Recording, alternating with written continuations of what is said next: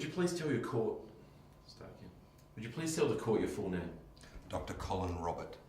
And Dr. Robert, you're a radiologist employed at corporate radiology practice, X-rated radiology services, is that correct? Yes. And how long have you been a practicing radiologist? For about 12 years. And you specialise in interventional radiology? Yes, I do. I understand you're employed by X-rated radiology services at the time you provided treatment for Betty in 2015 and 2016. That's right. Could you please tell the court the nature of your role initially in the deceased care in 2015? I had interpreted 2 plain lower back x-rays within weeks of each other. And who was the referrer? 2 separate GPs. I had asked her why she had come back. And what did she say? She said that she had been unhappy with the first doctor and that she sought out a second opinion. Do you think at the time she might have been doctor shopping for medication? It can happen. I don't recall what I thought at the time. And what about your role in 2016?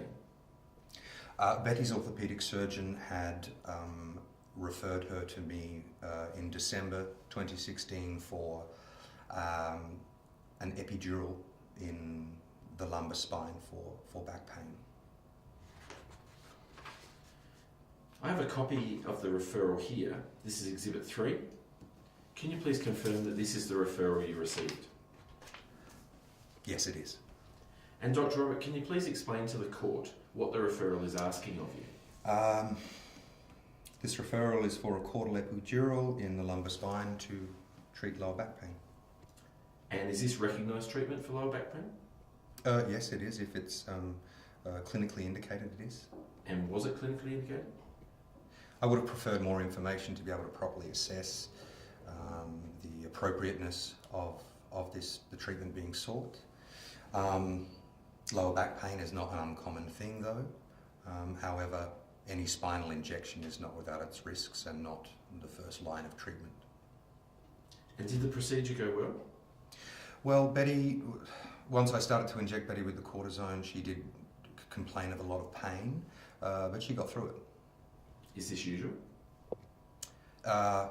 It is usual for someone who is a heavy opioid user. It's what we refer to as an opioid-induced hyperanalergesic. Did you know whether Betty was taking opioids? Yes, I did ask her, and she said yes, oxycodone. What would you have done if you'd known she was on opioid medication?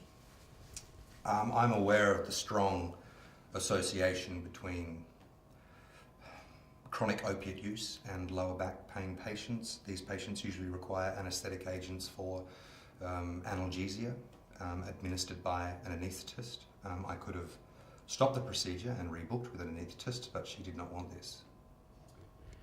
Going back to whether the procedure was clinically indicated, would you agree with this following statement?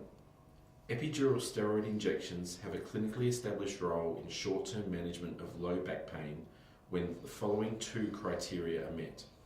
The pain is associated with symptoms of nerve root irritation and/or low back pain due to disc extrusions and/or contain herniations. And the pain is unresponsive to conservative treatment, including but not limited to pharmacotherapy, exercise and physical therapy. Yes, this is generally true. I wouldn't ordinarily treat a patient with an epidural steroid injection unless it was strongly associated with, the lumbar pain was strongly associated with sciatica or radicular pain. As a treatment, it's unproven. It's medically unnecessary.